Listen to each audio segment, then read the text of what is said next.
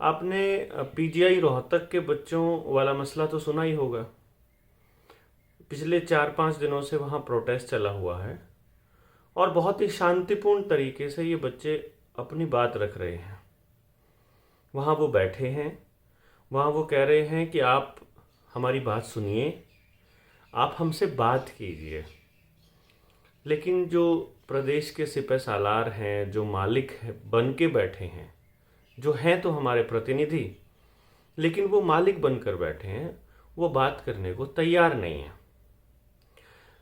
आप देखिए जरा एक बार कितने शानदार तरीके से ये बच्चे अपना प्रदर्शन कर रहे हैं, कितनी शानदार तरीके से ये अपना आंदोलन कर रहे हैं।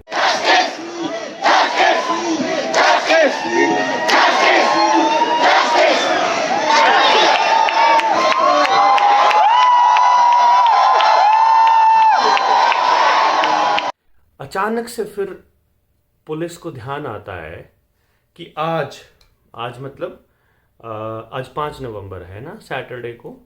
आज मुख्यमंत्री का काफिला आना था।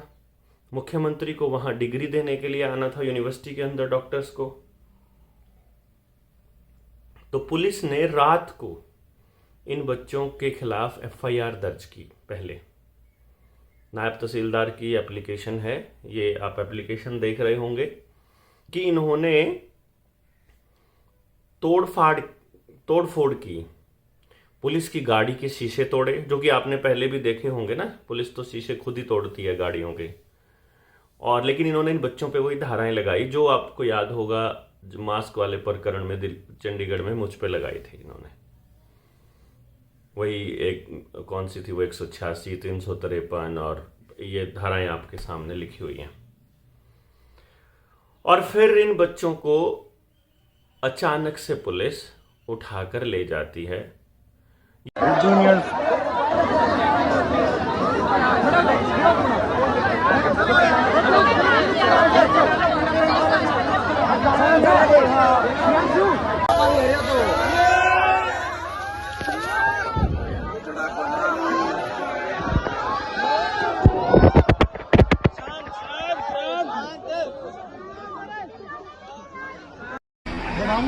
बता दूं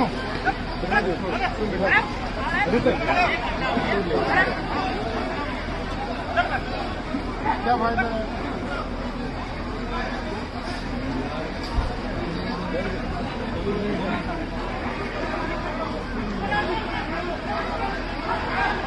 ये भी नहीं मालूम रोहतक के कौन से थाने में इनको रखा गया है, क्योंकि अगर रोहतक में ही किसी थाने में रखते तो ये लोग फिर रोहतक के अंदर बवाल होता।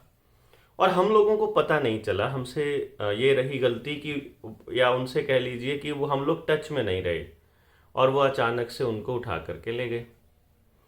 अब थाने में उनको बंद करके रखा हुआ है। आप लोगों को नहीं लगता कि आपको उनके लिए बोलना चाहिए, आपको लिखना चाहिए?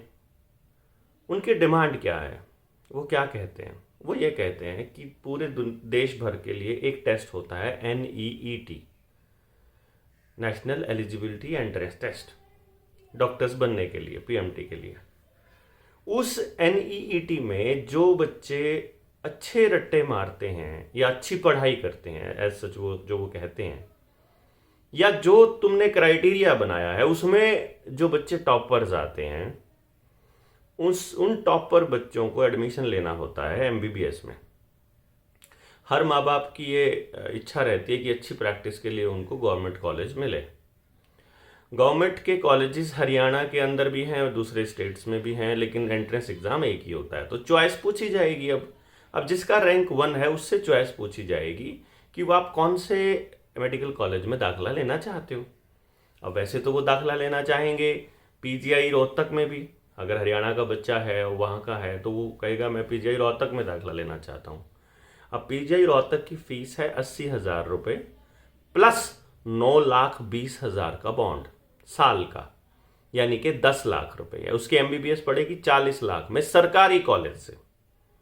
उसी बच्चे को अगर बैंगलोर में, महाराष्ट्र में, UP में, पंजाब में कहीं भी सरकारी कॉलेज में अगर दाखिला लेना है तो उसको वही 60,000, 70,000, 80,000 रुपये में MBBS 1 साल की हो जाएगी। अब आप बताइए, जिस यूनिवर्सिटी के अंदर दाखला भी मेरिट के बेस पे होता हो, हॉस्टल की सीट भी मेरिट बेस पे आती हो, उस यूनिवर्सिटी की पहला रैंक वाला बच्चा यहाँ 40 लाख दे करके MBBS करे या वहाँ 80,000 दे करके 3 लाख रुपए दे करके करे? आप ही बताइए। आपका बच्चा होगा तो आप कहाँ करवाएंगे? ये बच्चे वो डिमांड कर रहे हैं, ये बच्चे मांग रहे हैं कि भाई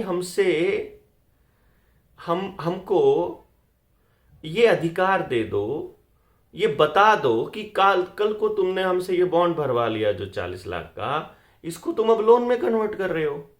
नए एडमिशन हो रहे हैं जिन बच्चों के, उनसे वो 40 लाख रुपया कैश मांग रहे हैं। अब मेंटली तैयार कर दिए माँ बाप कि इतना पैसा रखना है, अगर सरकारी में नहीं हुआ तो अब सरकारी में भी अगर 40 लाख लग रहे हैं तो वो सरकारी में भी देने को तैयार हो रखे हैं। अब इन बच्चों के ऊपर भी प्रेशर आ गया कि तुमको भी पैसे ही देने पड़ेंगे, अब की बार बॉन्ड से काम नहीं चलेगा, जबकि सरकार नौकरी का कोई अरेंजमेंट नहीं है, वैकेंसीज नहीं निकाल रही है, क्योंकि न्यू वर्ल्ड ऑर्डर के अंतर्गत आर्टिफिशियल इंटेलिजेंस आ ही रही है इलाज करने के लिए, आपकी ज़रूरत ही नहीं है। अब आप बताइए आप क्या करेंगे? इन बच्चों का साथ देंगे कि नहीं देंगे? जनता सरकार मोर्चा इन बच्चों के साथ है, हर हाल में इनके साथ है, क्योंकि ये आवाज़ बुलंद कर रहे हैं अपनी अगली पीढ़ियों के लिए, क्योंकि ये आवाज़ उठा रहे हैं अपने हक के लिए, और शांतिपूर्ण तरीके से आवाज़ उठाने वाले हर व्यक्ति के साथ हम हैं, हर डिमांड के साथ हम हैं।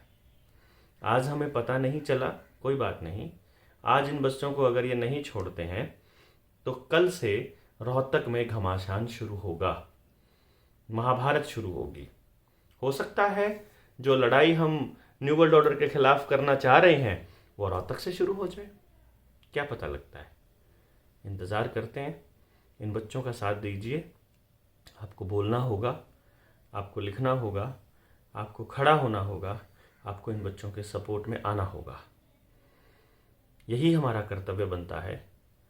फ़िलहाल के लिए अभी हम इन बच्चों से बात करके तय करते हैं कि कल की क्या रणनीति है। कल हमारे साथी हैं विकास सीसर भाई और अक्षय नरवाल, वो वहाँ उन बच्चों के पास पहुँचेंगे, और जैसे ही उनकी तरफ से कोई आदेश आता है फिर पूरा जनता सरकार मोर्चा वहाँ पहुँच जाएगा। और इतना बेशरम है मुख्यमंत्री जो हमारा मनोहर लाल खट्टर है, आज कन्वोकेशन में गया हुआ था तो वहाँ ये साबित करने पे लगा हुआ है कि हमने तो जो ये बॉन्ड बनाया ना, ये इसलिए बनाया कि सर्विस करनी पड़ेगी, सरकारी नौकरी इसलिए बनाया, नहीं तो ये कितने प्राइवेट हॉस्पिटल खोल लेते। मतलब ये झूठ के पुलिंदे तो हैं ही हैं, आपको इसमें तो कोई शक होगा नहीं, मुझे पूरा यकीन है। लेकिन इतने शातिराना तरीके से ये लोग अपने लोगों को धोखा देते हैं, इसका अंदाज़ा आपको नहीं होगा।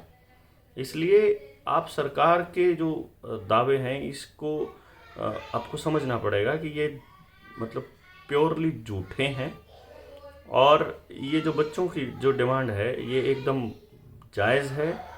पढ़ाई से पैसा गायब होना चाहिए, नहीं तो ये बच्चे दरिंदे बनेंगे, ये डॉक्टर नहीं बनेंगे। फिर ये आपको काटना शुरू कर देंगे, जैसे अब बड़े बड़े अस्पतालों के अंदर होता है, डॉक्टर्स को वो होती है, पूरी हिदायत होती है कि अगर आप मरीज़ की जो जेब की तरफ देखोगे तो तनख्वाह मिल जाएगी, अस्पताल घाटे में रहा तो तुमको कहाँ से मिल जाएगी। इसलिए पूरा लूटना शुरू करेंगे। जितनी महंगी एजुकेशन होगी उतना ही सत्यानाश होगा समाज का। हेल्थ से, शिक्षा से और न्याय प्रणाली से पैसा बिल्कुल बाहर होना चाहिए, नहीं तो सब बर्बाद हो जाएगा। अच्छा सा कहीं ऐसे हॉस्पिटल में, प्राइवेट हॉस्पिटल में बड़ी अच्छी सी नौकरी मिल गई, स्टेट का लाभ नहीं हो रहा, स्टेट की जनता का लाभ नहीं हो रहा। अगर हमको 28,000 डॉक्टर्स की सेवा जनता के लिए, खास करके गरीब जनता की पैदा करनी है, तो कुछ डॉक्टर्स को अपने आप को बांधना पड़ेगा कि नहीं, हम सेवा हरियाणा के अंदर करेंगे, हरियाणा के अंदर नहीं भी करेंगे, मानो आर्मी में जाएंगे, मानो सरकारी सेवा सेंट्रल गवर्नमेंट की है, ESI की है, कुछ भी है, लेकिन सेवा के लिए करें, मेवा के लिए ना करें। और जो मिलता है सरकारी सेवा में उसी को मेवा मान लें, उससे काम चला लें। जो प्रलोभन शुरू हो जाते हैं इसको रोकना चाहिए, क्योंकि बहुत बड़ा खर्च होता है सारे सिस्टम में। हमारा जो बजट है, आज बजट के बारे में इतना ही बताऊंगा मैं कि हमारा जो हेल्थ का बजट है वो लगभग 7,300 करोड़ है, और जो मेडिकल एजुकेशन का है वो 3,600 करोड़ है। सब मिला लें तो 11,000 करोड़ रुपया मेडिकल सेवा के लिए जाता है। और जब ये मेडिकल कॉलेज सब और 10, 12, 13 जो और बन रहे हैं वो सब बन जाएंगे तो ये बजट 16-17 हज़ार करोड़ चला जाएगा। अब ये 16-17 हज़ार करोड़ कहीं से लाएंगे तभी तो देंगे। तो इसलिए इसमें थोड़ा सा हमको ये सिस्टम ही बदलना है कि हम सरकारी सेवा में अपना मन बनाकर रखें, उसमें जाए। हाँ, अगर जो मेवा कमाने के लिए जाएगा उसका थोड़ा योगदान जब वो कमाने लगेगा, आज नहीं, जब वो कमाने लगेगा उसका एक शेयर आज की शिक्षा के बदले वो देगा। उसके माता पिता पर कोई खर्च नहीं डालने वाले हैं, और किन्हीं कारणों से वो पैसा वो नहीं चुकता कर पाएगा, वो गारंटी भी सरकार ने ली है कि सरकार उसको पे करेगी, उससे नहीं ले पाएंगे। प्रश्न कुछ लोग करते हैं कि मान लो नौकरी नहीं लगी, हरियाणा सरकार ने भी नौकरी में नहीं लिया, बाहर भी नहीं लगी, उस समय उससे कुछ नहीं लिया जाएगा। जो हरियाणा सरकार की नौकरी से ऊपर अपनी सर्विस में कहीं जाएगा, केवल उसी से उतना शेयर लेने की बात कही है, जिसके लिए पॉलिसी बनाई है। तो मैं अपने उन सब नए विद्यार्थियों से जो आने वाले हैं उनसे बात करूंगा कि इसमें कहीं किसी को बोझ नहीं डाला है, केवल एक मन बनाया है कि आप सरकारी नौकरी करें। ये विषय मैं जरूर आपके सामने रखना था, इसलिए मैंने इसको आपके सामने रखा है।